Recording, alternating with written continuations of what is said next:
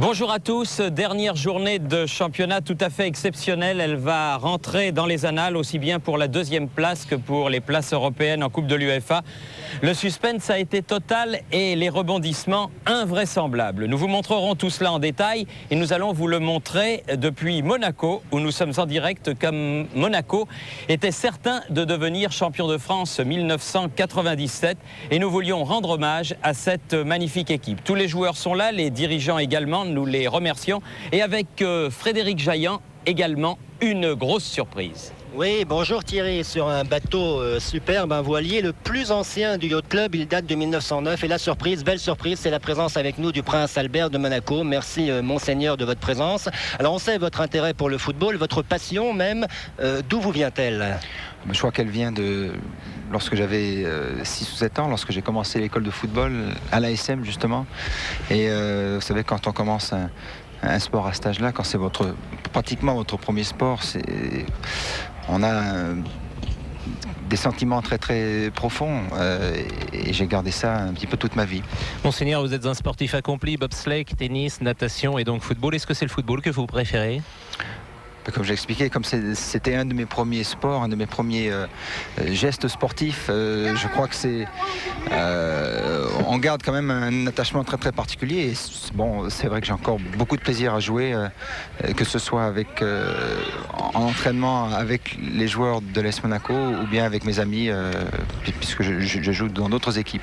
Alors nous voyons des images que nous avons tournées à la Turbie vendredi. Elles seront suivies des images de match hier enlevé du rideau contre les anciens de Monaco, les anciens de Cannes. Comment définiriez-vous votre style ?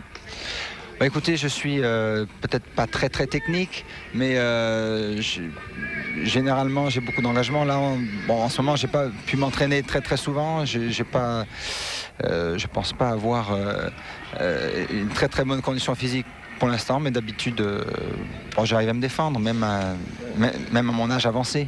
Alors nous allons voir que vous avez donné un ballon de but et vous tirez des deux pieds, visiblement à droite. Oui, je me suis efforcé dès mon adolescence en fait d'essayer de savoir tirer des deux pieds. Et on va voir ça sur une séance de tir au but à Fabien Barthez. Thierry, vous pouvez peut-être demander au président Campora s'il envisage de recruter le prince Albert pour la saison prochaine. Vous pourriez presque lui faire signer un contrat au prince Albert. Vous savez, président, qu'il y a un face-à-face Platini-Prince Albert qui se prépare parce qu'il y a un match entre son équipe et le Variété qui est dans l'air. À propos du Variété, il sera à Garches cet après-midi à l'hôpital pour son match traditionnel. Alors, est-ce que vous envisagez de faire signer un contrat au prince Albert ? Je crois que c'est une très bonne idée et puis ce match peut nous permettre de le superviser et mieux le connaître pour la saison prochaine. Attendez, il faudrait que vous preniez le micro. Vous nous disiez que vous alliez le superviser. Je disais que l'occasion de ce match avec les Variétés va nous permettre de voir un certain nombre de joueurs, aussi bien le prince Albert que les joueurs des Variétés. Et à partir de là, nous irons pour le recrutement de la saison prochaine. Tiens, à propos de contrat, président, est-ce que je pourrais vous poser une question indiscrète ? À combien peut-on chiffrer le soutien princier à l'AS Monaco ? Je crois que le soutien princier est extraordinaire parce que ce sont nos plus grands supporters. Donc, toujours nos supporters nous ont aidés et ils ont contribué à ce que le gouvernement monégasque présente au Parlement un budget. Apparemment, celui-là est mieux. Que le gouvernement monégasque présente un budget au Parlement et le Parlement vote les crédits, la subvention au club. Donc je crois que c'est un soutien de tout moment, un soutien, je dirais, remarquable, aussi bien par les encouragements qu'ils nous font que par leur présence constante à nos côtés. Est-ce que vous diriez que la situation de l'AS Monaco est privilégiée par rapport aux autres clubs français ? Je pense qu'il faut tenir compte que la situation dans le monde dans lequel nous vivons, la situation de Monaco est très privilégiée. Thierry, on va voir que le prince Albert a eu une semaine chargée. Nous parlions tout à l'heure des pénaltys à Fabien Barthez, on va les voir. Donc vous avez cette semaine lancé un espèce de défi au gardien de l'AS Monaco. Vous lui avez tiré 4 pénaltys. Regardez, alors vous tirez des deux pieds. Le premier, vous vous en souvenez, c'est pied gauche ou pied droit ? Pied gauche ? Je crois que c'était pied droit. Le premier, il a raté. Hein. Ça devait pas être le premier. Ils sont peut-être pas dans l'ordre. Parce que je me souviens que le premier était du droit, mais c'était pas celui-là. En fait, on va le dire, vous en avez marqué 3 sur 4. C'est bien, hein ? Donc le premier est raté et les 3 autres ont été marqués.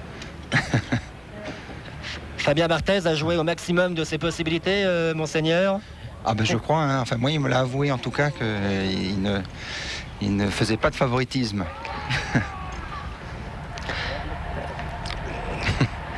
Ah, il est beau celui-là. Hein. Ouais. Fabien Barthez, c'est plus impressionnant de se retrouver en face de son Altesse le prince Albert de Monaco ou face à Marco van Basten? Bon, c'est vrai que Monseigneur est assez impressionnant, mais bon, je préfère l'avoir plutôt que Van Basten, c'est sûr. Monseigneur, il n'est pas question que vous jouiez l'année prochaine à l'ASM. Ah ben, j'attends une proposition. Néanmoins, est-ce que vous avez un rôle à jouer sur les transferts? En clair, est-ce que vous donnez votre avis lorsqu'un joueur doit venir? Écoutez, ça fait plusieurs années maintenant que le président Campora vient nous voir, et je dis nous, parce que c'est mon père et moi-même, pour nous parler bien sûr de la bonne marche du club et puis pour solliciter notre avis sur tel ou tel transfert. Vous êtes le supporter numéro 1 avec votre père bien sûr de l'ASM et nous allons voir des images à l'occasion des matchs que vous venez régulièrement. Je crois que les images vont arriver dans quelques secondes. Depuis la loge princière pour voir les victoires et évidemment les buts monégasques qui se sont enchaînés cette saison. Alors là, vraiment, on voit bien que vous êtes pris dans le match. Ah ben moi je suis un passionné, donc qui dit passionné dit quelqu'un qui vit les matchs à fond et qui sent tous les coups et qui s'exprime, qui exprime sa joie ou qui exprime des émotions plus graves, si vous voulez. Donc moi, je ne peux pas être un spectateur passif. Et les joueurs vous le rendent bien, puisqu'il y a une vraie complicité que l'on a pu observer cette saison. La révérence d'Anderson et puis une bise échangée lors du titre de champion. Est-ce qu'on peut parler d'un rapport d'amitié avec les joueurs? Je crois qu'il y a je crois qu'il y a un rapport lorsqu'on...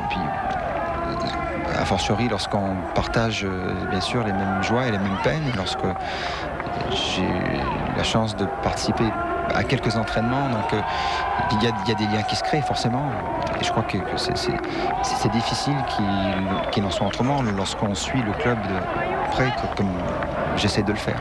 Et on peut peut-être renverser la question à un joueur, Emmanuel Petit par exemple. Quel type de relation sont vos rapports avec les joueurs? Comment l'appelez-vous le prince? Avec le prince, vous l'appelez comment? C'est difficile vu les circonstances. Je crois qu'on... Non, mais je veux dire, vous l'appelez Monseigneur? Oui, vous on s'adapte quand il y a des choses assez officielles. On dit Monseigneur, mais quand on le rencontre dans la rue, on peut l'appeler Albert ou alors Monsieur, tout simplement, quoi. C'est une personne très simple. Et en tant que footballeur, comment qualifieriez-vous son style? De très simple, justement. Vu son statut, c'est quelqu'un qui est très abordable.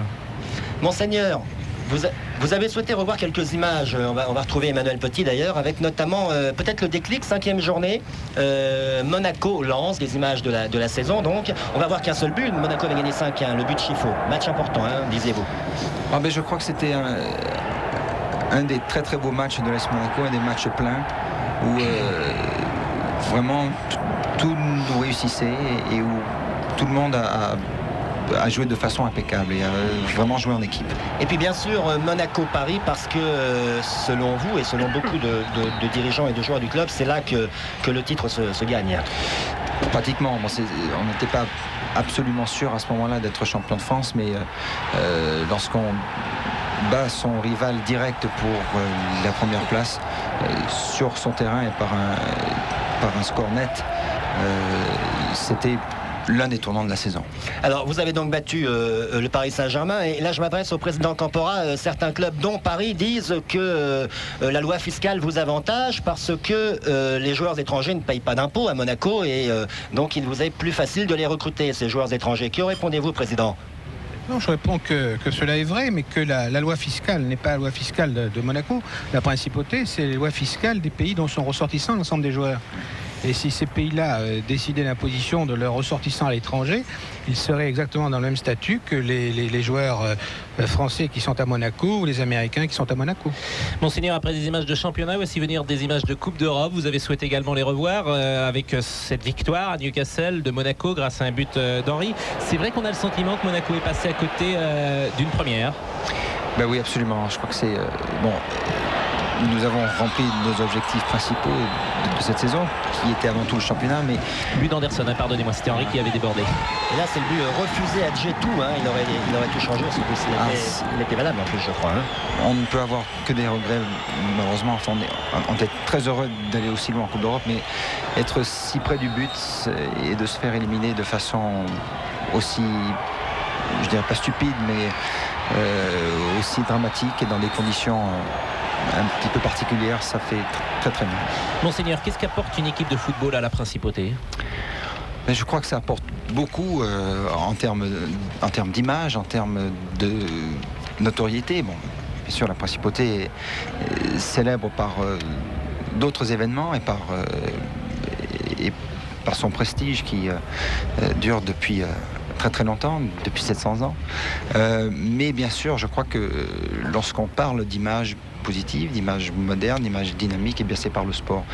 Et quoi de mieux qu'une équipe de football qui gagne en plus pour parfaire cette image. Ce qui est le cas cette année. La relève est assurée. On voit souvent Pierre et Andrea qui sont les enfants de Caroline, votre sœur. Quels sont dans les membres de la famille princière les supporters les plus chauds, je dirais? Oh ben oui, je crois que c'est eux. Oui, ma nièce Charlotte est moins intéressée par le football, et puis les enfants de ma sœur Stéphanie ne sont pas encore en âge d'apprécier ces choses-là, mais je dois dire qu'Andrea et Pierre sont des supporters très très ardents. Alors Monseigneur, il nous reste à vous remercier. Vous allez nous quitter, vous avez une obligation officielle. Vous allez jouer au football encore? Malheureusement pas, non. En tout cas, merci infiniment. On vous retrouvera à l'occasion de la Ligue des Champions. Et Thierry, on va voir ce qui s'est passé hier soir sur les terrains.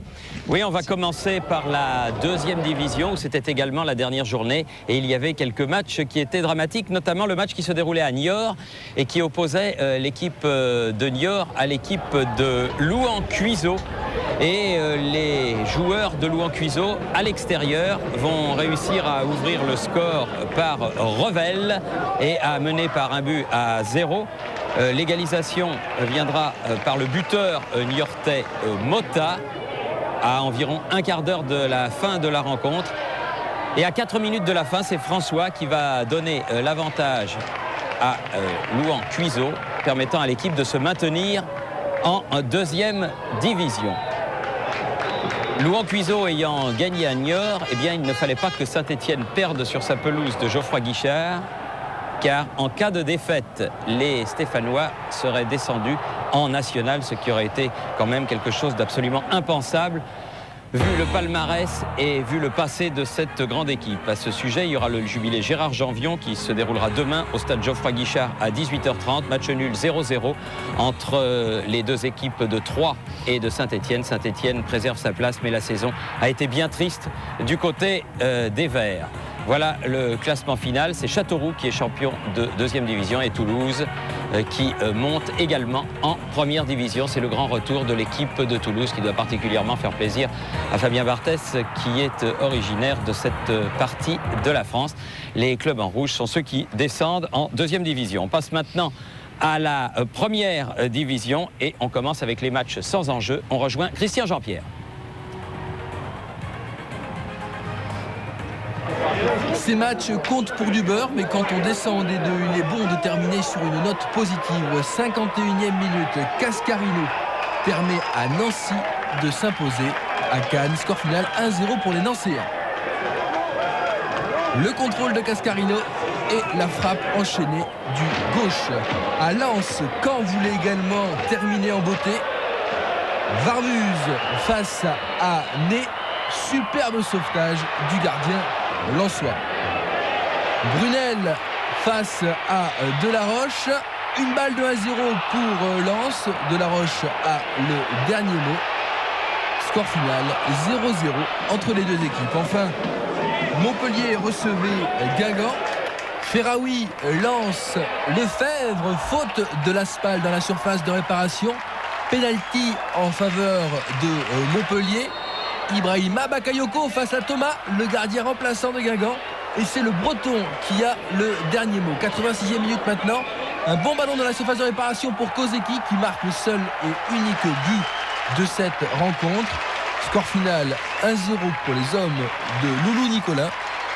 Une victoire importante qui permet à Montpellier d'assurer une place en Coupe Intertoto. Belle soirée décidément pour Louis Nicolin, puisque hier également, en finale de la Coupe de France Inter-Entreprise, le groupe Louis Nicolin, qui est animé par Gérard Bernardet sur le terrain, a remporté la finale de la Coupe de France Inter-Entreprise en battant Lille par 2-0. Une page de pub et on revient bien sûr à Monaco avec le président Campora et avec toute l'équipe de l'AS Monaco qui nous fait l'amitié d'être avec nous aujourd'hui. À tout de suite.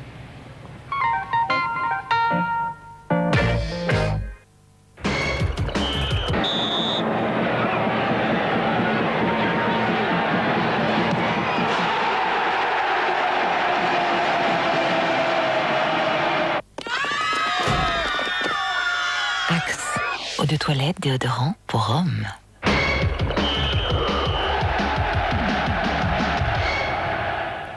Nous sommes de retour sur la terrasse du Yacht Club de Monaco en compagnie du président Campora, des dirigeants et des joueurs de l'AS Monaco, champion de France. Franck Dumas, vous étiez le capitaine de cette équipe de Monaco cette saison. Alors dites-nous un petit peu, qu'est-ce qui a fait gagner Monaco cette saison? Qu'est-ce qui a fait gagner Monaco? Je crois que c'est la constance, le travail, et il y a eu beaucoup d'abnégation de la part de tous les joueurs. C'est un peu l'effort de tout ça et disons qu'on espère recommencer l'année prochaine. Voilà, alors Franck Dumas, il y a également le talent des joueurs, évidemment, comme celui de Sonny Anderson. Alors Anderson, comme Tigana n'est pas là ce matin, Anderson prenait l'avion tout à l'heure pour partir en vacances. Mais avant de partir, il a eu le temps néanmoins de poser une question à son grand complice Thierry Henry. On va l'écouter, la question de Sonny Anderson. J'ai demandé à Thierry pourquoi il s'énerve quand il perd le petit jeu ou le jeu de cartes, jeu vidéo avec moi, quand il joue avec moi. Pourquoi il s'énerve, je veux savoir pourquoi. Il perd toujours contre vous? Souvent. Et je veux juste savoir pourquoi et pourquoi il est énervé. Alors vous ne seriez pas tout à fait carton bleu? Non, déjà il a un peu menti parce que bon, je perds pas souvent contre lui, mais c'est vrai que quand je perds, j'ai du mal à accepter, surtout quand on joue aux cartes, parce qu'il triche souvent en fait, c'est pour ça. Il l'a pas dit ça, mais bon, c'est vrai que j'aime pas perdre, je pense que c'est comme tout le monde quoi. Thierry, ça a été votre saison et lorsque vous marquez un but, vous ponctuez avec beaucoup de joueurs de la SM par un petit gimmick, et c'est ce gimmick que nous allons voir maintenant, c'est joie monégasque curieuse. Est-ce que vous les préparez? C'est vrai qu'avec Sonny, de temps en temps, on les a préparés à l'entraînement. Pourquoi vous faites ça? Pourquoi? Je sais pas. On a vu l'équipe du Nigeria aux Jeux Olympiques. Là, comme on voit Sonny, là, on a vu l'équipe du Nigeria aux Jeux Olympiques faire ça. C'est vrai que ça nous a beaucoup plu. Donc, tout de suite après, on a dit avec Sonny qu'on le fera dès qu'on marque un but. Thierry Henry, c'est une question qu'on vous pose souvent ces temps-ci. Où jouerez-vous la saison prochaine? À Monaco. Et bien voilà qui est clair. On va voir maintenant un montage formidable. Vous savez que tout se jouait hier soir pour la deuxième place, on y reviendra, mais également pour la Coupe de l'UEFA. Et 5 matchs concernaient cette course à l'Europe, en fin de compte. Évidemment, il y a eu des rebondissements, un final formidable. Et on va voir tout ça avec Hervé Matou et Philippe Pouy.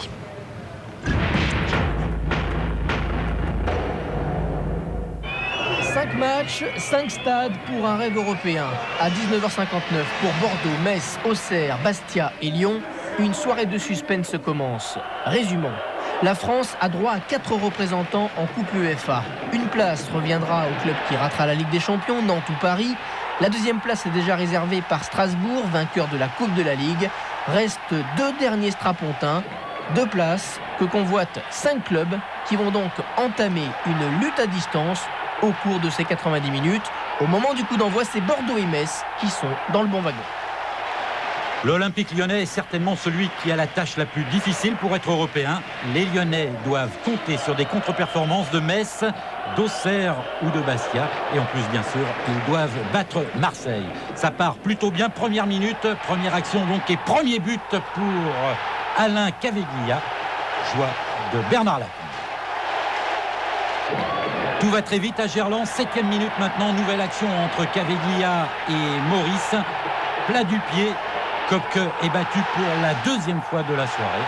Deuxième joie pour Bernard Lacombe. Et 2e but pour Maurice cette saison. 13 minutes de jeu, les Bastiais de Frédéric Antonetti qui se déplacent à Rennes obtiennent un coup franc. C'est Moravchik qui frappe le coup franc, Pandurovic n'a pas bougé. 1-0 pour les Corses à l'extérieur. Le ballon enveloppé du Slovaque a laissé sans réaction Pandurovic. Et ce but de Moravchik vaut de l'or. Après un quart d'heure de jeu, Bordeaux, Metz et Auxerre qui font 0-0 n'ont qu'un point de plus. Bastia, lui, en compte 3. Du coup, les Corses remontent tout le peloton et se retrouvent européens en compagnie de Bordeaux. Au stade Saint-Symphorien à Metz, ça ne va pas très bien pour les Lorrains. Ils jouent particulièrement mal et finalement ce sont les Lillois qui sont les plus dangereux, avec notamment Landrin qui oblige Letizy à un très bel arrêt. Muller s'inquiète. Les Bordelais en blanc en déplacement au Havre doivent gagner pour être maîtres de leur destin. Les hommes de Courbis attaquent franchement et se créent une première occasion avec Papin, repoussé par Revaux. Bordeaux domine. À Gerland, tout va bien pour les Lyonnais. Ils vont marquer un troisième but à l'arraché par Franck Gava. 3-0. Les gestes devenus habituels pour Bernard Lacombe. 19e minute maintenant, débordement de Ludovic Giuli. Il embarque bien toute la défense, tir croisé. 4-0, c'est le 14e but de Ludovic Giuli. Il n'a pas regardé Kopke et il marque là un but imparable. 24e minute, les Lyonnais sont sur la cadence d'un but tous les 5 minutes. On retrouve Coquard sur l'aile droite, centre, Maurice laisse passer. Giuli ajuste une nouvelle fois Kopke, 5-0. Ludovic Giuli a donc marqué son 15e but, pas mal pour un jeune qui n'était pas titulaire au départ de la saison. Et puis 28e minute maintenant, pratiquement le même que celui de tout à l'heure. Maurice marque le but du 6-0. C'est pratiquement un record qui se prépare à Gerland. Les Marseillais ne sont pas du tout dans le match. Une demi-heure de jeu au Havre, Bordeaux à l'attaque avec Ibrahim Ba sur le côté droit, un centre, une reprise de Jean-Pierre Papin qui ouvre le score. 16e but de la saison pour JPP. Grosse joie pour Courbis qui rêve d'offrir l'Europe aux Girondins avant de partir à Marseille. Allez, Dio, merde!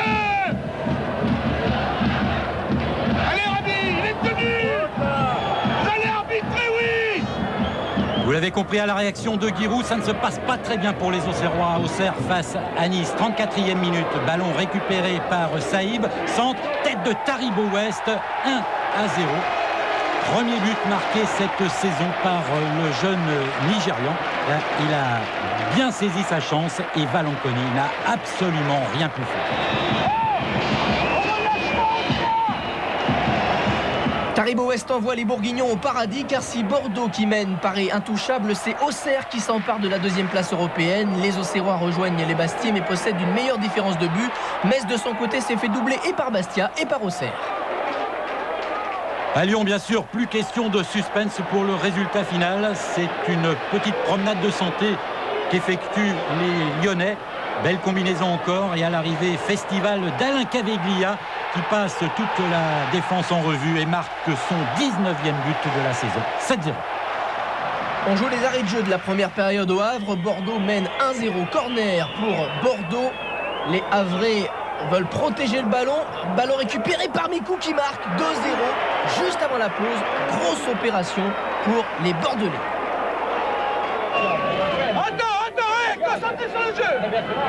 Frédéric Antonetti pousse ses joueurs pour qu'ils marquent un deuxième but. Celui-ci arrive juste avant la mi-temps. Franck Van de Castel profite d'une erreur de Michael Sylvestre.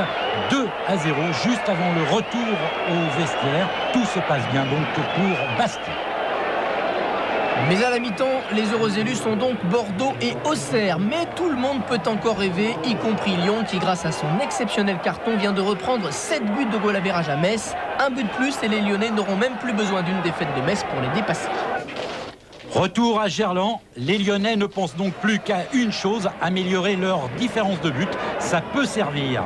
56e minute maintenant, ballon sur l'aile droite pour Coquard. Centre de Coquard pour une tête piquée de Ludovic Giuli. 8-0. Il marque son premier triplé de la saison. À Metz, les Lorrains se font peur face à Lille. Il reste une demi-heure à jouer. Bruno Rodriguez en embuscade trouve la faille. 1-0. Délire au stade Saint-Symphorien.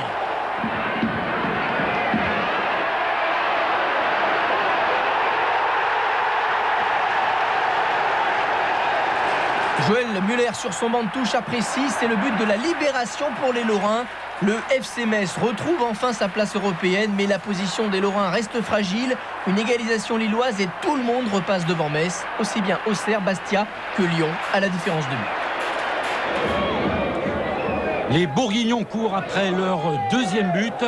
Mauvais dégagement de Valanconi, Violo qui sert Diomède. Belle ouverture pour Sabri Lamouchi, balle piquée. Valanconi est battu 2-0. Giroud tient cette victoire par 2 buts d'écart. Avec leurs 2 buts d'avance, les Bordelais au Havre peuvent voir venir. Gralac est tout près d'inscrire le 3e but bordelais. Les Havrais dans la foulée manquent un pénalty par Bertin. Pénalty également à Auxerre, mais c'est Louis Gomis qui le réussit celui-ci. 2-1 pour les Bourguignons. À Rennes, Bastia mène toujours 2-0. C'est insuffisant pour l'instant, mais les Corses restent à l'affût et jouent bien. Moravchik récupère le ballon dans les pieds de Carteron. Sert Drobjnak 3-0 et 18e but pour Anton Drobjnak. Son dernier sous le maillot Bastia puisqu'il rejoindra Lens la saison prochaine. La réaction des Rennais qui, à 8 minutes de la fin, sauve l'honneur sur ce centre. La reprise est signée Jean-Claude Darcheville. 3-1 pour Bastia. À Auxerre, les joueurs de Giroud forcent pour marquer le 3e but qui leur permettrait donc de remporter ce match par 2 buts d'écart. Centre de Lasland, tête de Marley, tête de Sibierski, c'est la bonne. 3-1 pour Auxerre. Le contrat est partiellement rempli. Devant son ancien public havrais, Ibrahimba quitte le terrain. C'est son adieu au championnat de France puisqu'il jouera l'an prochain en Italie. Les Havrais profitent des arrêts de jeu pour réduire la marque grâce à Sanson. Mais les Bordelais l'emporteront 2-1. Joie intense sur le banc de touche bordelais. Les Girondins sont en UEFA.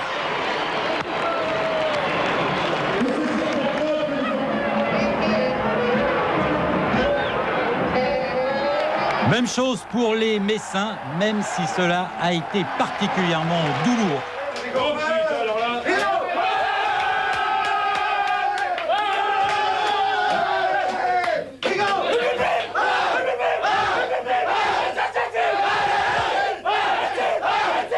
Bordeaux et Metz sont donc les lauréats de la soirée. Pour être européens hier soir, il n'y avait pas de droit à l'erreur. Les 5 équipes qui convoitaient les 2 places ont toutes gagné. Auxerre, Bastia et Lyon se consoleront en intertoto en compagnie de Montpellier.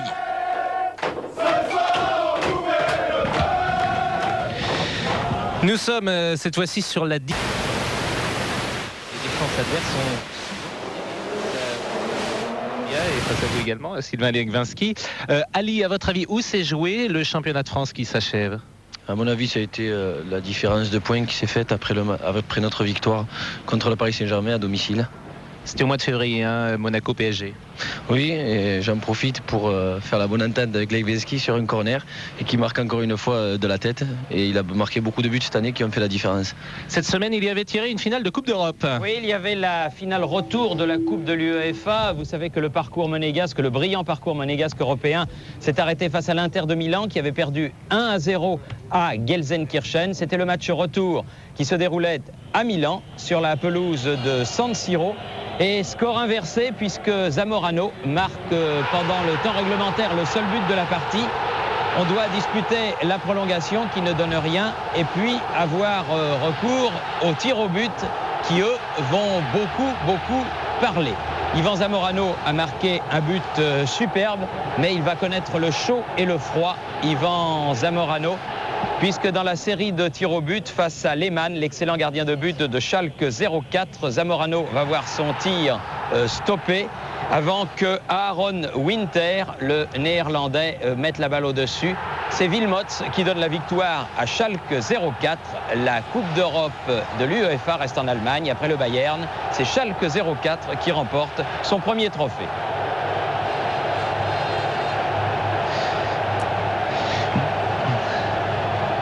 Des images évidemment qui donnent des regrets à l'équipe de la Principauté. Sylvain Legvinski, est-ce que Monaco a l'équipe la saison prochaine pour gagner la Ligue des Champions ? Ah, je sais pas, j'en sais rien du tout. Le recrutement apparemment est très bon. Après, c'est une compétition très dure et dire déjà dès maintenant qu'une équipe est favorite ou pas, c'est quand même un petit peu prématuré. Frédéric ? Pascal, je crois qu'on a eu 2-3 petites interruptions d'image et on prie bien sûr tout le monde de nous excuser. Je suis avec maintenant Henri Thierry, le directeur technique général. Je crois que c'est bon. Entre la Juventus et bon. Dortmund. Là, c'est bon pour la Ligue des Champions. Pour l'AS Monaco, c'est une épreuve de prestige extraordinaire. Il est certain que pour un club comme le nôtre, où l'AS Monaco est un vecteur, comme l'a dit le prince Albert, de communication formidable, disputer la meilleure épreuve du championnat européen de football est magnifique. Nous allons essayer de bien figurer. Je pense que notre équipe pourra répondre présent. C'est une épreuve où on ne veut pas simplement figurer, on va essayer d'être très bon et d'aller le plus loin possible. Alors à propos de la Ligue des Champions, on va voir la lutte pour la 2e place, synonyme donc de qualification en Ligue des Champions. Et là, il y a eu un final incroyable. 2 équipes pouvaient finir 2e, Nantes et Paris. Nantes jouait ici à Monaco, Paris recevait Strasbourg et les 2 équipes, Nantes et Paris, avaient le même nombre de points, mais meilleure différence de but pour Nantes. Alors pour que les Parisiens finissent 2e, pour que Paris finisse 2e, eh bien il fallait que les Parisiens obtiennent un meilleur résultat que les Nantais hier soir. Pour que Paris joue la Ligue des Champions, Paris Saint-Germain devait faire mieux que les Nantais ici à Monaco. Alors on va d'abord voir la première mi-temps de ces 2 matchs.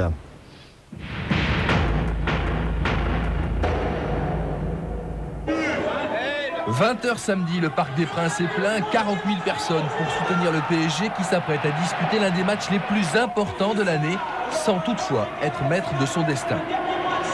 On joue depuis 120 secondes et la première occasion parisienne, Leroy, dégagement strasbourgeois, Fournier récupère, Fournier, un bon ballon pour Patrice Loco, contrôle du droit et frappe au-dessus des buts de David Klein. C'est la première occasion parisienne.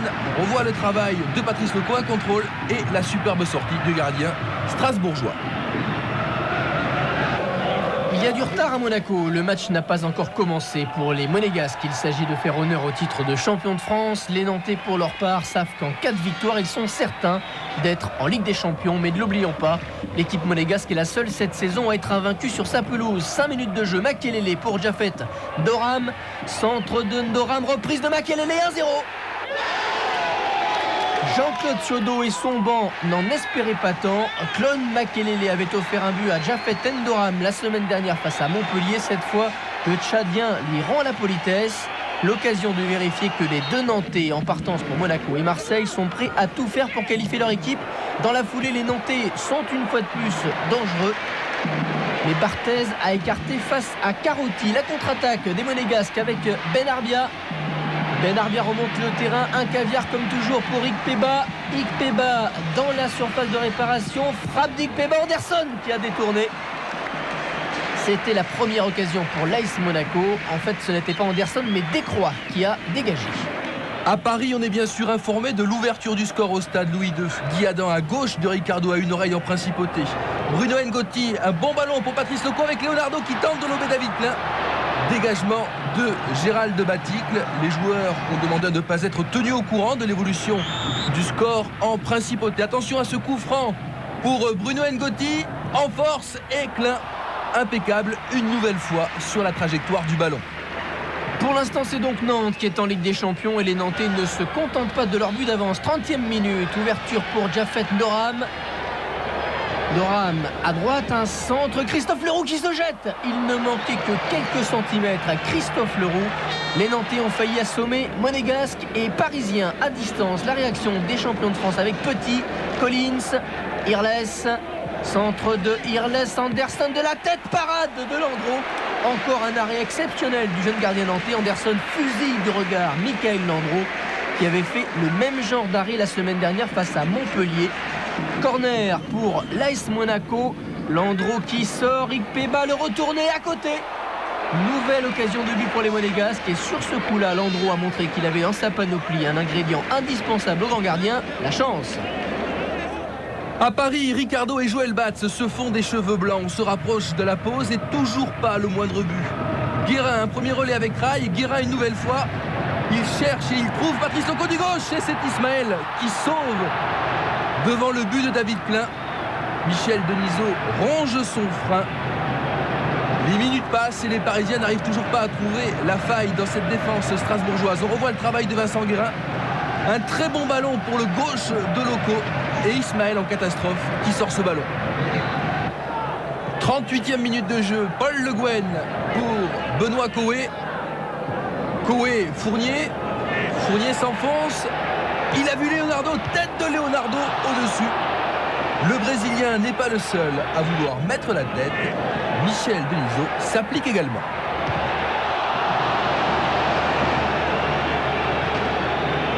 Mi-temps 0-0. Écoutez, les Parisiens quittent le Parc des Princes sous les sifflets. C'est terminé également à Monaco. Tout va bien pour Makelele. Nantes tient plus que jamais sa deuxième place. Le suspense reste entier. La deuxième mi-temps, c'est pour dans quelques instants, après une courte page de pub. À tout de suite. Axe. Eau de toilette, déodorant pour hommes.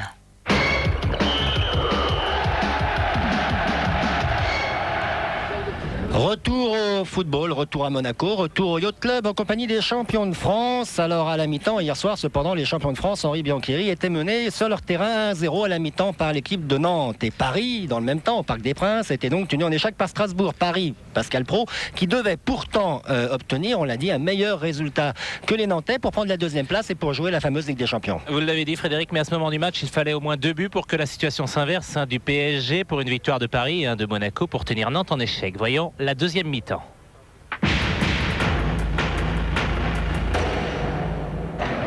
Ricardo et Bat sont fait rentrer Pouget à la place de Coé. 50e minute, un ballon pour les Alsaciens avec Baticle. Baticle en profondeur pour Olivier Dacour qui poursuit son action. Dacour face à N'Goti, il est passé.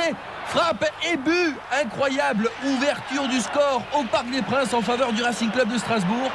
C'est le premier but de Dacour cette année. Un premier but lourd de conséquences pour les Parisiens qui à cet instant sont très très loin de la deuxième place, synonyme de qualification pour la Ligue des Champions. Ce but strasbourgeois est absolument exceptionnel. Terrible désillusion bien sûr dans la tribune présidentielle. À Monaco, l'action se passe en arrière-plan. Regardez bien derrière le plexiglas. Paris est mené. L'info est passée. Grosse satisfaction sur le banc nantais. Il reste une grosse demi-heure au PSG pour réagir. La guerre des tranchées débute devant le but de David Klein. Fournier pour Loco, frappe de Loco devant le nez de Leroy. Michel Denisot peut se prendre la tête à deux mains. L'action est superbe. Avec au départ Fournier, le contrôle de Loco et ce ballon qui est légèrement dévié par Ismaël. Le Racing Club de Strasbourg mène toujours 1-0 et aura peut-être une balle de deuxième but. Avec Collet qui est parti à gauche, appel de balle de Nouma. Nouma va très vite, sortie impeccable de Bernard Lama. C'était effectivement une balle de 2-0 pour les Alsaciens. Heureusement pour Paris, Lama a sorti le grand jeu. 63e minute, Rail, Fournier. Fournier avec beaucoup d'expérience obtient un coup franc très bien placé pour un gaucher. Le gaucher du PSG, c'est Paul Le Guen. Rail pour Le Guen et but. But extraordinaire du défenseur parisien. Égalisation méritée sur l'ensemble de la rencontre. On va revoir cette frappe extérieure du gauche. Regardez, c'est un ballon fuyant en fait, que David Klein ne voit sans doute pas partir au départ, caché par son mur. Regardez à vitesse réelle, c'est assez impressionnant. Dans la tribune présidentielle, Madame Denisot aura même droit à un bisou.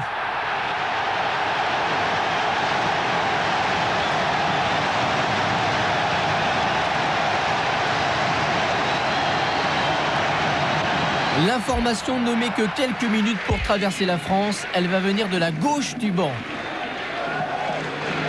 Ça y est, Suodo est au courant. Les Parisiens ont égalisé. Mais tant qu'ils mènent au score, les Nantais sont à l'abri. Les Monégasques ne l'entendent pas ainsi. Ils poussent de plus en plus. Anderson, Benarbia, faute sur le meneur de jeu monégasque. C'est un coup franc bien placé qui peut inquiéter Michael Landreau et ses défenseurs. Pour le tirer, Benarbia ou Anderson. C'est finalement le Brésilien qui frappe juste à côté. Toujours 1-0 pour Nantes. Il reste une demi-heure à jouer. Coup Coup franc également au Parc des Princes. Paul Le Guen du pied gauche. Rail amorti la poitrine orientée pour Loco. Arrêt de Klein, Loco une nouvelle fois. Et Leonardo qui n'a pu reprendre ce ballon. On va revoir l'arrêt exceptionnel du gardien strasbourgeois qui sort ce ballon du bout de la chaussure. Regardez, c'est superbe. Un arrêt de gardien de hand. Toujours un partout au Parc des Princes. Et Paris qui pousse Domi. Valdés, Rail dans l'axe. Leonardo, Valdés. Et sorti encore du gardien strasbourgeois qui sort une nouvelle fois le grand jeu, cette fois face à Valdés. Au stade Louis II, Jean-Claude Ciodo serre la garde. Les Monégasques, comme on s'y attendait, ils ne font aucun cadeau et continuent de presser. Barthez, ballon pour Thierry Henry qui est entré. Anderson, à nouveau Thierry Henry en position d'ailier gauche. Le centre de Henry, finalement il donne à Benarbia.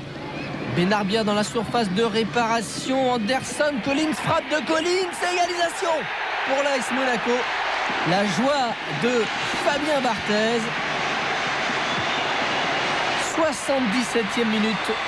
Les Monégasques arrachent l'égalisation à la suite de cette très belle action emmenée une fois de plus par Benarbia. La déviation de la poitrine de Anderson et la frappe de l'Écossais détournée par un défenseur nantais. Landreau ne peut rien faire. La réaction du banc de touche nantais sur ce but. Les Nantais qui sont encore à cet instant en Ligue des Champions.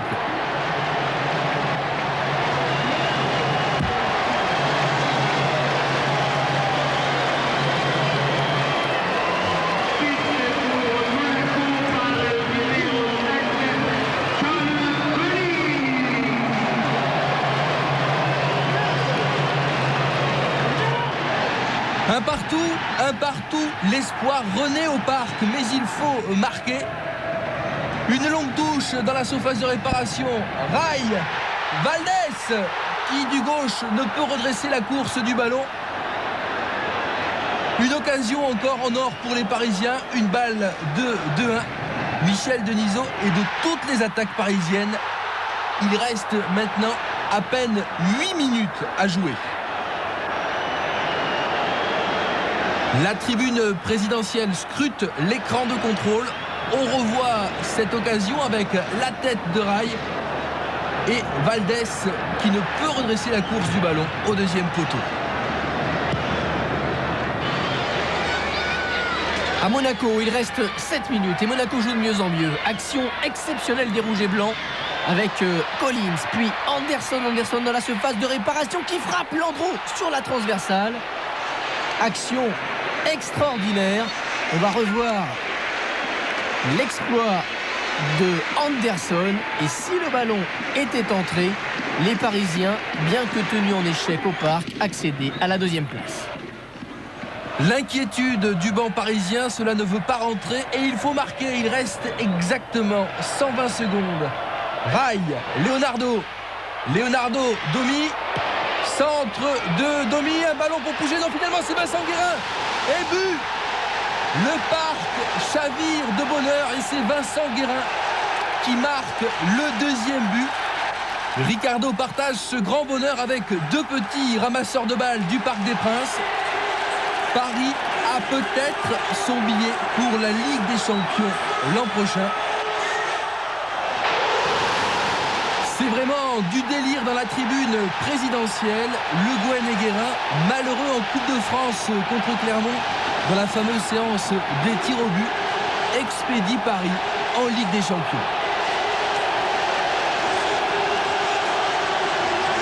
On revoit le service de Leonardo pour Domi qui arrive à redresser la course du ballon.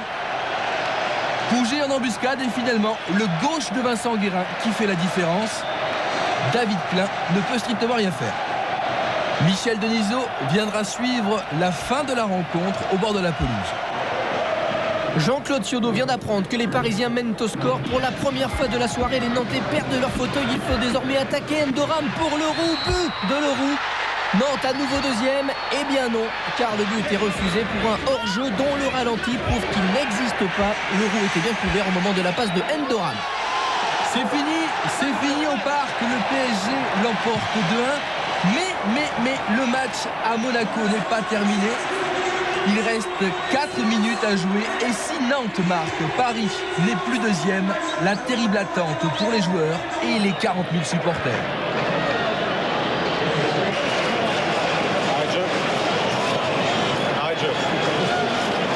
Arrêt de jeu, en effet, le corner de la dernière chance pour Nantes. Barthez a vu que Landreau était sorti. Une longue ouverture pour Anderson, parti de son camp. Anderson va marquer dans le but vide. Cette fois, c'est terminé. C'est fait. Michel Denisot explose de joie. Quel suspense. Un scénario à la Hitchcock. Paris jouera bien la Ligue des Champions l'an prochain.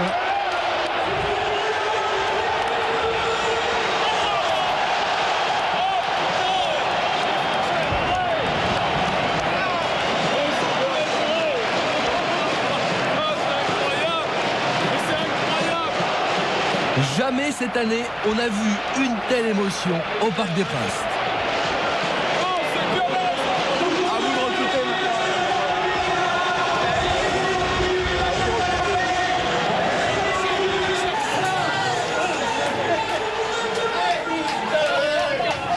Slodo y a cru jusqu'au bout. Tout s'est joué à quelques centimètres.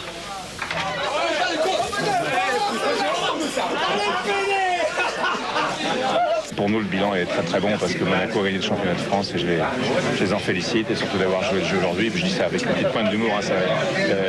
Bon, le deuxième, on est champion de France, quoi. Et je dis ça en plaisantant. J'ai 3 frères ici. Bravo Monaco. Et oui, c'est bien Monaco qui reçoit le nouveau trophée attribué aux champions. Monaco et le PSG en Ligue des Champions. La France aura 2 jolis représentants. Fabien Barthès, c'est un coup de génie que vous avez eu là pour faire marquer ce deuxième but à Anderson, parce que c'est au millième de seconde que vous avez réagi. C'est un coup de génie, non, c'est quelque chose, c'est un automatisme qu'on a avec Sonny ou avec Thierry, vu que ce sont 2 garçons très très rapides. Et bon, ils savent que quand je prends quelques ballons aériens, je relance assez rapidement. Et bon, ça a marché hier soir. En tout cas, vous voilà passeur sur le but décisif de la victoire de l'AS Monaco hier soir. Ouais, ça va, c'est pas mal. On le revoit, cette action, c'est sans doute le but le plus facile que Sonny Anderson ait eu à marquer cette saison. Hein. Je pense, ouais, je pense. Et c'est la fin de la belle série nantaise. Les Nantais qui peuvent s'estimer déçus, évidemment, car ils ont marqué un but qui était valable. Ce qui ravive, évidemment, l'histoire de la vidéo sur les matchs.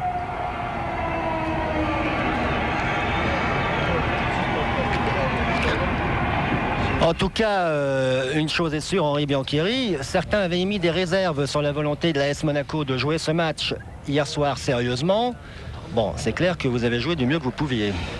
C'est vrai que nous avons été choqués par les déclarations aussi déplacées que maladroites de certains joueurs parisiens. C'était mal connaître d'abord l'éthique de notre club et en plus la mentalité et le professionnalisme de nos joueurs. Et je crois autant du côté nantais que du côté monégasque, ça a été un match foufou, ardemment disputé par les 2 équipes. Et je pense qu'il n'y a aucune ambiguïté au niveau de l'engagement physique de ce match. La polémique était née du fait que vous allez sans doute recruter Japhet Endoram la saison prochaine. Alors, vous pouvez nous confirmer, Endoram sera monégasque? C'est un souhait pour le moment. Je pense que dans la semaine, nous avons actuellement perdu 4 joueurs. Et nous en avons recruté 3, donc le 4e pourrait bien être Japhet Endoram. Je le souhaite personnellement. Très bien. Alors il y a eu des scènes inhabituelles hier en principauté, on va voir ça, tout à fait étonnantes. Les gens ont défilé dans la rue, on n'a pas trop l'habitude. Il y avait 2-3 000 personnes sur le passage des joueurs qui étaient dans un grand char. Les joueurs sont passés au palais, ils sont passés sur la place du casino. Jean-Luc Ettori, vous étiez bien sûr dans le coup. Vous êtes entraîneur adjoint maintenant, Jean-Luc, et vous êtes là depuis 22 ans à Monaco. Comment comparez-vous cette équipe actuelle de l'AS Monaco par rapport à toutes celles que vous avez connues? Disons que c'est difficilement comparable. C'est vrai que pour parler du dernier titre que j'ai acquis en tant que joueur, 10 ans ont passé, donc en football 10 ans c'est énorme. Mais disons qu'il avait été normal qu'on soit champion car on était les plus forts en 86-87. Il est tout à fait logique et normal que l'AS Monaco soit championne de France cette année parce qu'elle a quand même survolé le championnat. Est-ce que c'est l'équipe la plus forte de Monaco que vous ayez connue ? Je vais dire oui parce que c'est l'avenir qui le dicte, mais bon, c'est vrai qu'il avait énormément de qualité et je crois que les joueurs avaient envie de frapper un grand coup cette saison. Ils ont failli faire un truc énorme, ils ont fait quelque chose de très bien, déjà c'est bien. Un mot, Jean-Luc, vous êtes un spécialiste sur le but que Fabien Barthez a fait marquer. Comment vous aviez senti le coup venir, enfin comment vous avez... Non, mais disons que Fabien a une vivacité d'intervention assez extraordinaire. C'est quelqu'un qui lit et voit très bien le jeu et je crois que avant de saisir du ballon, il savait déjà qu'il allait lancer Sonny et Sonny s'y attendait aussi, donc je ne suis pas surpris. Martin Djetou, comment vous trouvez l'AS Monaco cette année? Vous n'avez pas connu le club il y a quelques années, mais comment vous jugez cette équipe actuelle? J'ai eu la chance de tomber dans une très grande équipe et vraiment je suis très content parce que première saison champion du monde, champion de France et vraiment c'est super quoi et j'espère que l'année prochaine ça sera la même chose. Pascal? Oui, Frédéric, sur les hauteurs de Monaco, en compagnie d'Emmanuel Petit, il y a à Monaco le ciel, le soleil et la mer, il y a un titre de champion et une Ligue des champions qui arrive, et malgré cela, vous voulez partir. Alors pourquoi? Je souhaite partir, enfin, pour l'instant, rien n'est fait. Je crois qu'il faut que je rencontre le président Campora. Mais c'est vrai que j'aimais le souhait de partir parce que je pense, j'ai l'intime conviction qu'à un certain moment donné, que ce soit professionnellement ou sentimentalement, nous sommes confrontés à des choix. Donc je pense que je suis à une période où j'ai des choix cruciaux pour ma vie. Et il faut que je prenne beaucoup de recul pour pouvoir analyser toutes les données. Donc vous savez, les données elles sont simples. Ça fait 12 ans que je suis à Monaco. J'ai gagné 2 titres, une Coupe de France. J'ai fait pas mal de choses. Je crois qu'il est bon dans la vie d'un être de savoir, comme on dit, tirer sa révérence et se remettre en question pour partir sur de nouvelles données. Alors d'un petit à l'autre, sans rapport familial, Jean Petit, vous avez bientôt 50 ans, mais ça ne se voit pas. Vous avez joué hier enlevé du rideau, vous n'avez pas un match magnifique. Vous êtes désormais entraîneur adjoint de Monaco. C'est vrai ce que dit Jean-Luc Ettori, c'est la meilleure équipe de Monaco? Je pense que tous les titres ont été magnifiques et l'équipe d'Henri Biancheri où jouait Yvon Douy était la meilleure en France. L'équipe avec laquelle je jouais avec Jean-Luc en 78 était la plus belle de France. Celle qu'il a dirigée aussi était la plus belle. Et maintenant aussi, je pense qu'on ne peut pas comparer, mais chacun à son époque a donné le maximum pour Monaco et je pense que c'était les meilleures équipes à ce moment-là. Et une question qu'on se pose quand même avec Monaco, puisque vous n'étiez plus champion depuis 88, alors que souvent vous aviez un des meilleurs effectifs de France. Alors quelle a été cette année, qu'est-ce qui a fait la différence? Je pense qu'on a été, sinon la palissade, le plus régulier de toutes les équipes. On finit avec la meilleure défense avec Metz et on finit avec la meilleure attaque. Ça prouve quand même qu'on a été dans tous les compartiments les meilleurs. Merci au Petit. Mais dites-moi, Président Campora, qu'est-ce que vous avez à dire à Emmanuel Petit? Il émet, après 12 ans de bons et loyaux services, le désir de peut-être quitter le maillot rouge et blanc. Qu'est-ce que vous en pensez, vous? Moi, j'en pense que c'est tout à fait logique qu'Emmanuel, qui est chez nous depuis 12 ans, puisse avoir envie de changer de club. Et je crois que là, c'est le problème qui se pose chaque année à cette période. C'est vrai que l'étranger peut attirer un certain nombre de joueurs, en particulier des joueurs qui sont mis en évidence cette saison, comme Emmanuel Petit. Mais c'est vrai que là aussi, il y a un décalage entre le langage en général des joueurs et des dirigeants par le jeu de ce qu'on appelle les managers, les intermédiaires. Les intermédiaires qui interviennent prennent l'habitude maintenant pour le plus grand nombre de s'adresser directement aux joueurs pour savoir si le joueur peut être intéressé pour aller à tel ou tel endroit. Se rapproche des présidents pour leur demander est-ce que vous seriez d'accord de laisser partir votre joueur pour tel ou tel endroit. Et puis certains présidents, en tous les cas moi-même, quand on me pose cette question, je dis je ne crois pas un mot de ce que vous me racontez tant que le club ne s'est pas manifesté directement pour me faire part de sa volonté d'essayer de faire un transfert. C'est ce qui se passe un petit peu actuellement. Or, je sais qu'il y a sûrement certains clubs, mais les clubs ne sont pas encore approchés de moi. Alors à partir de ce moment-là, quand ils seront là, nous verrons ce que nous décidons. D'accord, on va voir donc les derniers résultats de cette saison 1996-97, la 38e et dernière journée, qui a donc été magnifique, décisive. Monaco champion, Paris en Ligue des Champions avec les Monégasques, et derrière Nantes, Bordeaux, Metz avec Strasbourg sont européens. Et dans le bas du tableau, malheureusement, on connaissait les condamnés depuis de longues semaines. Nice et dernier, Lille, Nancy et Caen joueront la saison prochaine en deuxième division. Quel sera le visage de l'AS Monaco, président, la saison prochaine? J'ai oublié de tirer juste un mot, parce que la semaine prochaine, nous serons avec Aimé Jacquet, de bien rappeler qu'avec le Parisien... Oui, avec le Parisien. Aimé Jacquet, il faut que les lecteurs du Parisien et les téléspectateurs tout court fassent 36-15 TF1, qu'ils fassent leur équipe de France et on soumettra cette équipe à Aimé Jacquet, à Clairefontaine. Ce sera dimanche prochain pour le prochain numéro de Téléfoot. J'en viens à ma question, Président Campora. Le visage de Monaco la saison prochaine. Je crois que le visage de Monaco la saison prochaine sera le visage d'une équipe qui voudra encore gagner le titre, essayer de séduire, de plaire et de gagner, avec certainement quelques nouveaux joueurs, parce qu'il est normal quand on approche d'une compétition et d'une saison avec des compétitions aussi importantes que le championnat de France, Coupe de France, Coupe de la Ligue et la Champions League, on a besoin d'un effectif nombreux et de qualité. Donc la volonté du club sera toujours la même, gagner, conserver son titre, ce qui est toujours difficile 2 ans de suite. Et gagner la Coupe d'Europe. Et gagner la Coupe d'Europe, mais oui, parce que je crois que quand on participe à une épreuve, je crois que le temps où nous étions contents de participer est passé. Maintenant, nous voulons jouer pour gagner. Merci beaucoup, Président Campora. Merci à toute l'équipe de l'AS Monaco. Merci au Yacht Club Monégasque et son directeur, Monsieur Bernard d'Alessandri, qui nous a accueillis, a signalé qu'il sera encore en vedette, le Yacht Club de Monaco, au mois de septembre, puisqu'il a un bateau qui est engagé dans la Whitbread. Et ici, il y aura la Monaco Classic Week avec les plus beaux bateaux du monde dans cette rade qui vaut effectivement les plus belles du monde. Merci au Yacht Club, merci aux joueurs de l'AS Monaco, champion de France 96-97 à l'issue d'une fin de saison qui aura été la plus émotionnante que l'on ait vécue au cours de ces dernières années. Et rappelons que vous devez faire 36-15 code TF1 pour faire votre équipe de France. Et nous la soumettrons, bien sûr, la semaine prochaine à notre ami Aimé Jacquet. Thierry. Comment? Rendez-vous mercredi, Ligue des Champions. Rendez-vous mercredi pour la finale de la Ligue des Champions entre la Juventus de Turin et le Borussia Dortmund. C'est en direct à 20h30 sur TF1. Bon dimanche, bonne semaine, votez bien et à dimanche prochain, nous serons à Clairefontaine. Au revoir.